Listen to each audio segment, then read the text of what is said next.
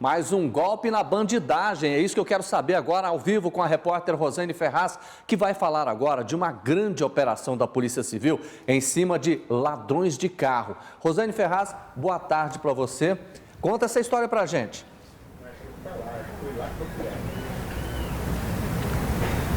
Boa tarde, Odevassi. Uma história aí com alguns detalhes bem curiosos de como a bandidagem vem agindo, né? A Operação Heredes da Delegacia de Combate a Furtos e Roubos de Veículos começou aí na madrugada de hoje. Pelo menos 50 policiais participam dessa operação. Eles cumprem 11 mandados de busca e apreensão. Já estiveram em 6 residências e 5 lojas, a maioria aí na região da Vila Canaã. Nós temos aí imagens e vídeos que mostram aí que 6 veículos foram recuperados, 5 deles adulterados. 2 pessoas foram presas. Chama muita atenção, como você disse aí, o caso de um dos presos, é o Leilo Rocha de Oliveira. Olha só, gente, tá vendo esse gol aí? Era utilizado por ele, ladrão de veículo que cumpria pena no regime aberto e utilizava este veículo para ir cumprir pena aí no presídio. Esse veículo foi encontrado pela polícia no estacionamento da casa do albergado. Ele ia cumprir pena à noite, dormir no presídio aí e ia nesse veículo roubado. O Leilo é um dos presos. Também está presa a Evelyn Soares do Nascimento Borges, que, de acordo com a polícia, era namorada aí dos maiores ladrões de caminhonetes do estado, que foi morto no início do ano com mais de 32 tiros. E esta mulher, de acordo com a investigação da Delegacia de Furtos e Roubos de Veículos, quando o namorado dela morreu, ela assumiu a cobrança das dívidas que ele tinha aí com os bandidos, ladrões de veículos do estado. Passou a cobrar essas dívidas e teria passado a ficar com esse dinheiro. Por isso, a Evelyn também está presa por associação criminosa. A polícia prendeu 2 pessoas, mas a suspeita é que pelo menos 10 façam parte dessa organização aí de roubo e furto de veículos em Goiás, uma das maiores. Por isso eu falo com o delegado Adriano Costa. Delegado, é uma investigação, uma operação que revela uns detalhes curiosos. Como que um preso utiliza um carro roubado para cumprir pena? Boa tarde. Na verdade, são 2 circunstâncias bem curiosas. A primeira, a audácia do criminoso, que mesmo cumprindo pena no regime aberto, é audacioso o suficiente para ir a essa localidade com um carro roubado. E o segundo ponto, que é muito característico, que é o fato de mulheres estarem assumindo essas dívidas contraídas em face dos seus cônjuges. Então, os indivíduos, às vezes, praticam infrações penais, praticam roubos, por exemplo, e aí vêm a falecer. E nesse contexto, algumas mulheres vêm assumindo essa posição de liderança, principalmente no que tange à cobrança em face desses serviços ilícitos prestados pelos seus ex-cônjuges. O Leilo continuava roubando veículos? Então, não há ainda, nessa primeira fase da investigação, elementos que demonstrem isso. Mas, claro que há uma certa presunção, vez que ele estava com o veículo roubado em sua posse no regime aberto. Então, essa presunção será melhor trabalhada agora adiante no deslinde dessa investigação policial. E como é que era a ação da Evelyn nessa organização criminosa, a participação dela? Ela não se envolvia diretamente nos crimes de lesa patrimônio, nos crimes de roubo, contudo, continuava a cobrar esses indivíduos que tinham praticado infrações penais junto com o seu esposo. E existe uma possibilidade de participação dela frente às receptações desses veículos roubados. E a ação dessa organização se dava principalmente em que região da capital, do estado? Eles trabalham bem aqui na região metropolitana. Não existe mais um bairro em que esses indivíduos trabalham. Eles trabalham onde efetivamente vai haver lucro. E aí é na grande região metropolitana aqui do nosso estado mesmo. Onde esses veículos foram recuperados, estavam com quem? Então, esses veículos foram recuperados aqui nas proximidades da capital. Um desses veículos em Abadia de Goiás, sempre mostrando que a atuação deles é mais central mesmo. Por que a operação também acontece em lojas da Vila Canaã?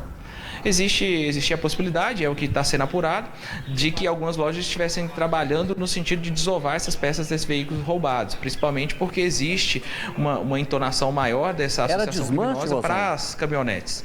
Por isso, o trabalho da polícia também, não só na fiscalização fiscal e administrativa dessas lojas, mas também no sentido de ver se tinham peças roubadas ali. Delegado, eles também tinham desmanche? Então, muito provavelmente, para vender essas peças, eles tinham um local onde faziam o destrinchamento desses carros. E isso, com o deslinde das investigações, vai ficar demonstrado. A operação, então, continua e a polícia pretende chegar a esses locais onde esses desmanches aconteciam. Sim, Luciana? Eles preferiam caminhonetes? O delegado já tem uma estatística aí de quantos veículos roubados aí nesse tempo?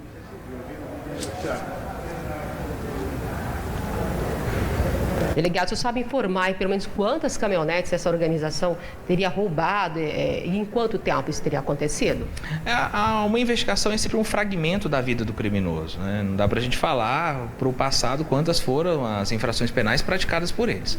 O que nós visualizamos é que nessa pequena tacada da polícia, em face dessa organização criminosa, 6 carros foram recuperados.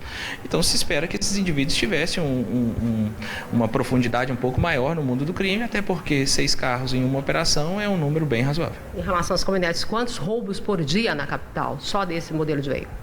Não, reduziu bastante. Desde que a mudança da atuação da delegacia aconteceu, desde 2015, nós reduzimos em 70% os índices de roubo na capital. Um por dia, mais ou menos? Não, acredito que em torno de 1 a 2 no máximo por dia. É um veículo que é mais visado, mas certamente a atuação contundente da Polícia Civil e da Polícia Militar vem diminuindo isso. Agora, para se evitar de alerta, para quem está assistindo a gente, delegado, onde esses roubos mais acontecem? Aquela região ali de Goiânia, até para as pessoas ficarem bem alertas. Não tem mais isso. Não, sinceramente, não tem mais isso. Hoje, qualquer bairro, mesmo um pouco mais afastado da capital, existem carros bons lá. O indivíduo procura facilidade. Ele vê um carro bom, às vezes, num bairro mais afastado, ali é a oportunidade perfeita para ele subtrair. Então, com a pulverização da riqueza, com o maior acesso das pessoas a carros cada vez melhores, isso fez com que houvesse também uma pulverização da ação dos criminosos. Sim, Jordevar? Ô, Rosane, obrigado pela sua participação. Uma boa tarde ao delegado. Parabéns pela ação, tudo bem? É importante esse tipo de trabalho da Polícia Civil. Você percebeu bem, eles atuaram em cima de uma quadrilha especializada em roubo de carros e a audácia dos criminosos é tão grande que um desses marginais estava no regime aberto, né? Ou seja, cometeu um crime, estava lá sendo beneficiado pela lei brasileira que é boazinha demais, aí ele ia lá para dormir lá na casa do albergado utilizando um carro roubado. Chegava lá, estacionava esse carro lá no local, onde todo mundo poderia ver, ou seja, ele não estava com um pingo de receio de ser pego, mas foi preso e agora está na cadeia. É aquela história, né? Os benefícios são demais para os presos. É lamentável isso. E como já levantamos várias vezes aqui no Jornal do Meio-Dia, a questão do monitoramento, a audácia, sim, desse bandido, mas a certeza também de que ele não estava sendo acompanhado, assim como já registramos aqui vários presos usando tornozeleiras eletrônicas e cometendo crimes. Agora, outro ponto também que sempre o Jornal do Meio-Dia mostra, juntamente com essas operações da Polícia Civil e também da Polícia Militar, é a questão da situação das lojas da Vila Canaã. A própria polícia está dizendo que ainda existem, sim, pontos de receptação, por isso vários locais ainda estão sendo investigados. E em Goiânia não existe mais um local mais perigoso ou menos perigoso do que o outro, como destacou bem o delegado. Os bandidos preferem aquele local onde efetivamente terão lucro. Pois é, se existe gente vendendo peça roubada nessas lojas aí, tem que haver uma fiscalização também do ponto de vista tributário, né? Não é só a polícia, não. Mas parabéns à Polícia Civil